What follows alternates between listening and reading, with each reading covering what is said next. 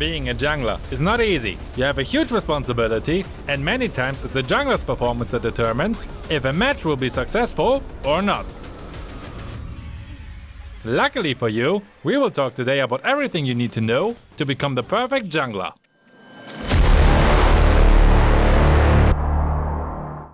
Hello my friends! Welcome back to the Ultimate Rank Up Guide series. If this is the first video that you watch from this series, make sure to check out the other ones as well. Before you ask, yes, I will talk about every role in the next videos as well. So if you haven't subscribed yet and don't want to miss it, do it now! We start with one simple rule that many players know, but there are still so many junglers out there who completely ignore this rule. So I try to say it in the nicest way possible, so everyone understands and remembers it. Don't fucking touch the minions in the first 5 minutes of the game. You got that? When you do this, it only has negative consequences for everyone in the team. Firstly, your allies lose a lot of golden XP, which they can only receive by minions. Unless they are clearing your jungle, what they obviously shouldn't do as well. But if you do it, it might lead them to steal your jungle creeps, which are essential for you. Next, there's a problem that you almost gain no benefit from it. The golden XP you gain is so minimal that it's a complete waste of time for you. You get more golden XP from a small jungle creep than from a full wave. So even when you don't give a damn about your teammates, what is a complete wrong mindset by the way, at least give a damn about your own golden XP. Because with this mindset, you really need to be farmed. There's only one exception where you're allowed to touch the minions. And that is after a successful gank, when you want to push the lane together with your teammates. This is your main job as a jungler by the way. Clear the jungle to have as much farm as possible, gank the enemies with your teammates, and secure the objectives. Just to be clear for the beginners, the important objectives are the turrets, the turtle, and the lord. And the enemy's base of course. I'm talking in almost every video about objectives, because I see so many people who are always forgetting them in their bloodlust. I will quickly show you my early jungle rotation now, because it is super important to be on level 4 before the enemy's jungler is. First you're going to clear the blue buff, followed by the Lethal Wanderer. The Lethal Wanderer is really important for multiple reasons. First, it's giving you a small buff. Secondly, it's faster to clear than any other jungle creep. What leads me to thirdly, it decides most of the time which jungler reaches level 4 first. Why? It's the only jungle creep that only exists once on the battlefield. So if you're able to get it, your counterpart obviously can't. And you have the first advantage over that guy. For this, I would really recommend to save your retribution, so you can make sure to secure it. If the mid laner and roamer are smart, they're going to help you to secure it, what makes it very easy and fast to clear. If not, play it safe and retreat if 3 enemies show up. There's nothing worse than dying at this stage of the game already. After you hopefully secure the little Pokemon, let's see who understands that reference, you use your full combo on the like button, so this video can spread to more ML players and we are all blessed with better jungler teammates. Thanks for that.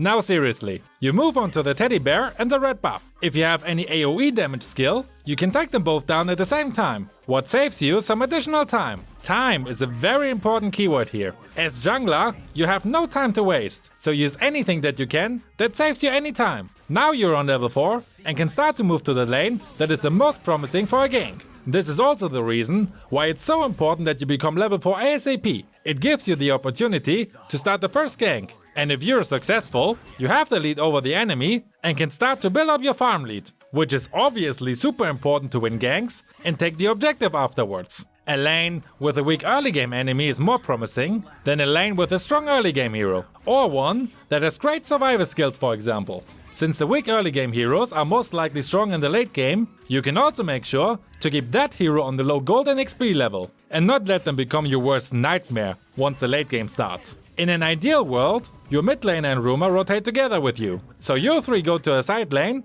and gank the poor enemy who is still alone. Just be aware, after you kill that poor bloke, the enemy is going to show up, so make sure to not get surprised by them. If you die now, all your hard work would have been for nothing. Also keep in mind that most junglers shine in the early game after reaching level 4, but fall off the cliff in the late game when the big gank starts. So once you're level 4, you have to be aggressive to give your team a huge lead before the late game starts. Now before you continue with the strategy in the game, we also need to talk about what jungler you should pick in which situation. Picking an assassin when the enemy has a bulky jungler and 2 bulky side laners is not ideal, because you can't one-shot any of those. In these situations, you should also pick a jungler that can sustain a lot. On the other hand, If they play with another assassin and a marksman on the side lane, an assassin is a better choice than a fighter jungler. That's why it's a good idea to be one of the last picks, so you can adjust your pick to the enemy. The only exception here is if your hero is a priority pick.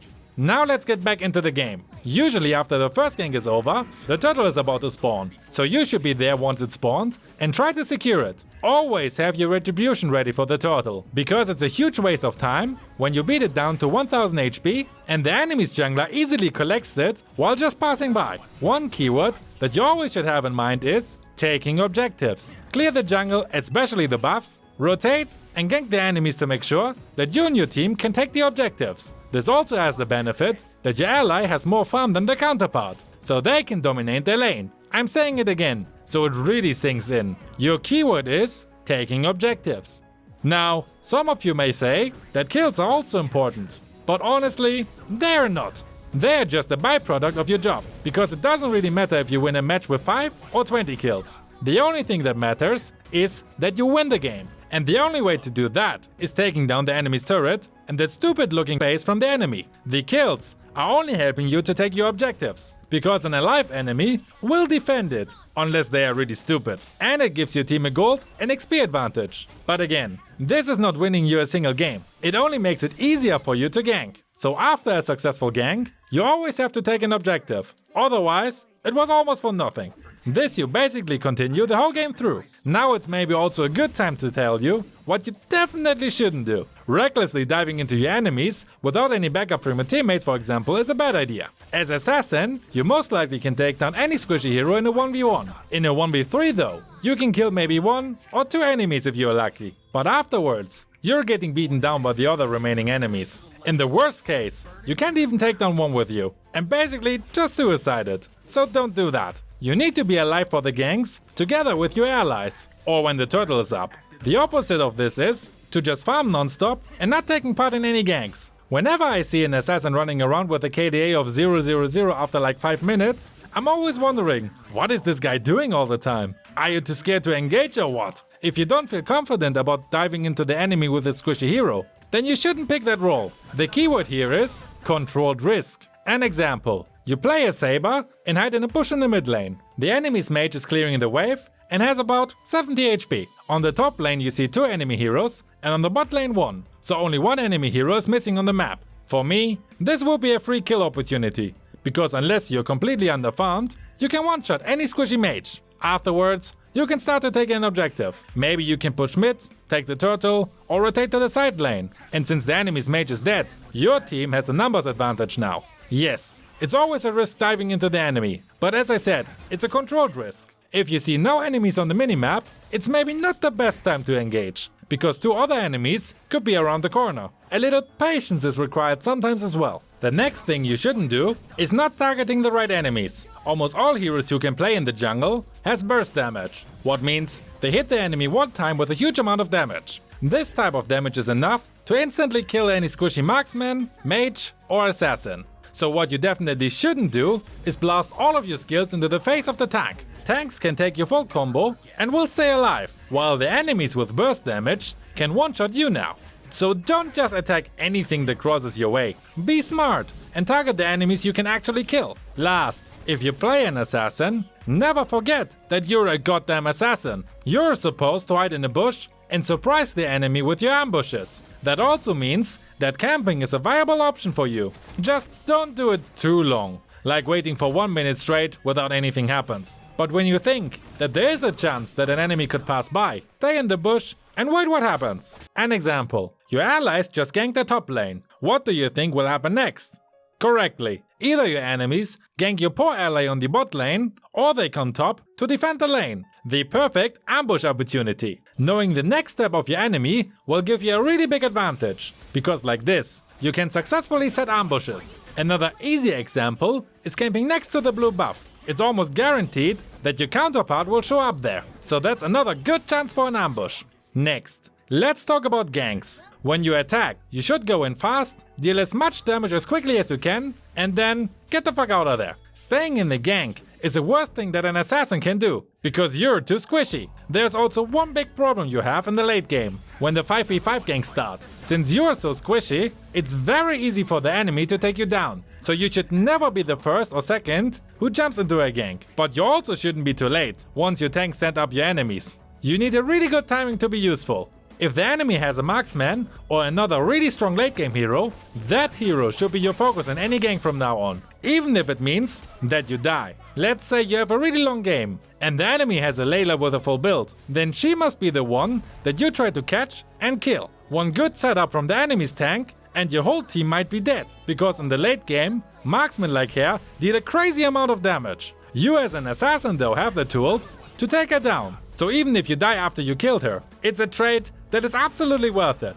About good and bad trades, we also talk in another video of this series. One thing that I haven't mentioned yet is the Lord. And there's also another simple thing that so many assassins doesn't do. You have to be the one that attacks it and stays near it to use your retribution on time. When the enemies try to contest the Lord, you are the last person that should fight the enemies. I saw junglers run off to fight the enemies, while the Lord was already down to like 15% HP. But because of that, the enemy's jungler could just steal it. So really, don't do it. In these situations, you have to stay alive and use your retribution on time. Otherwise, this could be the point where you just throw away the game. Another thing that really helps is when you check out the whole rank up guide series now to get the full picture. Also, a huge shout out to my Patreons Mist, Sensei Dragon, Corbear, Garo OP, Lys, and Twisted J. If you want to support my work and get a lot of awesome perks, feel free to join it as well. See you over there!